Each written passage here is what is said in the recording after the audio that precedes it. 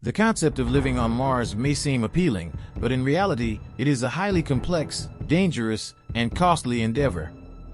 It would be like undertaking the construction of Rome, the launch of Apollo 11, the deployment of the ISS, and the settlement of North America all at once.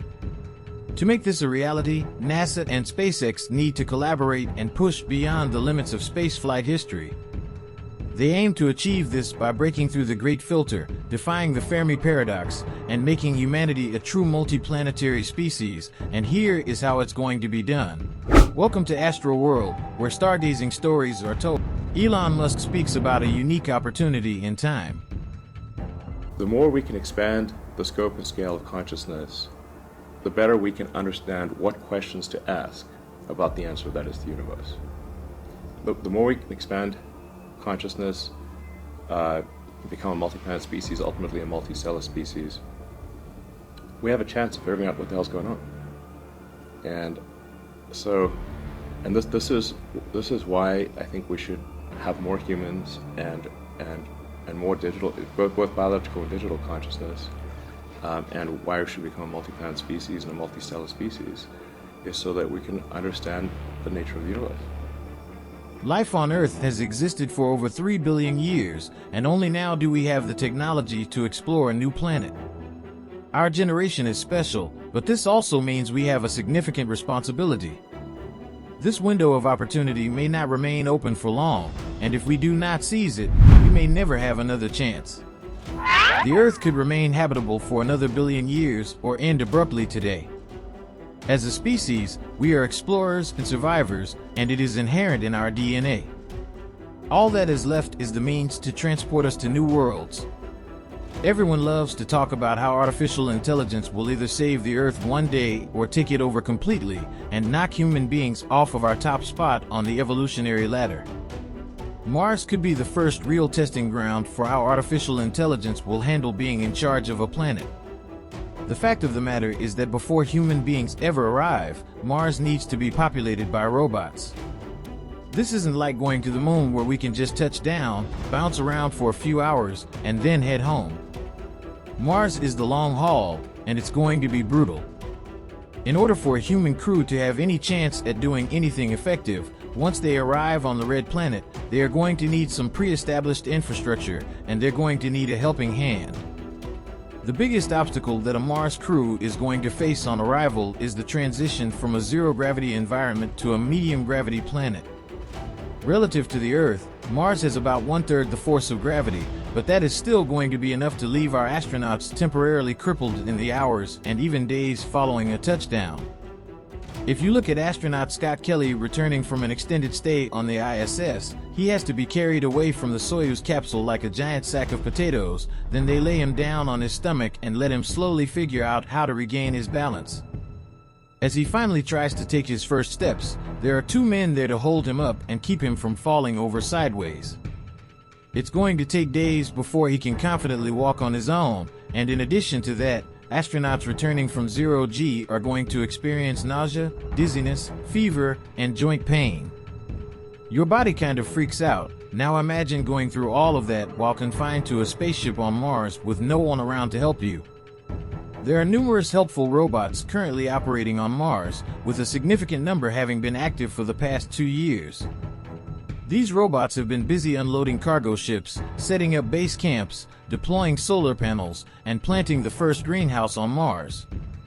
As a result, our crew is now fully prepared to explore the red planet and establish humanity's foothold in deep space. Artificial intelligence has played a crucial role in this achievement. The autonomous robot population on Mars will soon outnumber the human population significantly, and they will have a much easier time surviving there than we will. This scenario raises concerns that silicon-based intelligence may become more capable than humans and have the upper hand in deciding our fate. This fear is rooted in the idea that a rebellious robot could wipe us out, enslave us, or turn us into batteries. Mars would be the ultimate proving ground for fully autonomous AI, as the long communication delay between Earth and Mars makes it impossible to remotely control these robots. Hence, they must work on their own and make decisions in real time, leaving no possibility for immediate human intervention to stop them from making bad decisions. It's important to consider the impact that colonizing Mars could have on the medical field. The mission poses potential hazards to human health, but we won't know the extent of these effects until we've sent people to Mars and back a few times. Dedicated medical research into deep space exposure on the human body is necessary, especially since gravity is a major concern. During transport, people will go from 1G on Earth to 0G in their ship for about 7 months, then experience 1/3 of a G on Mars, before returning to 0G for the trip back. Once they're back on Earth, they'll experience 1G again, but 2 years will have passed. We need to understand how this drastic change in gravity will affect their bodies, and the longer they're away, the harder it will be to rehabilitate them. We'll need a dedicated Mars Rehabilitation Center to take care of these people and reintegrate them with Earth's gravity, if possible. There may be a point of no return, where a person never fully rebounds, and long-term exposure to Mars leaves them permanently disabled on Earth. Additionally, we must consider the effects of radiation, as the Earth's magnetic field shields us from the sun's harmful radiation. The lack of this protection on Mars means we don't know much about the impact of cosmic radiation on the human body. We also don't know how someone born and raised in low gravity on Mars will cope with Earth's gravity upon returning. It's crucial to study these potential health risks before committing to colonizing Mars. NASA is currently conducting its first round of human experiments by placing a crew of 4 in its Mars mission simulator for an entire year. This experiment is designed to test how individuals deal with the isolation and environment of a space colony. It is important to conduct this type of research before sending people into deep space, and NASA has decades of experience and data on the subject. While it may be exciting to imagine a rogue genius billionaire colonizing Mars, it is likely to end in disaster. Mars exploration is important because it pushes the boundaries of science and our understanding of the universe.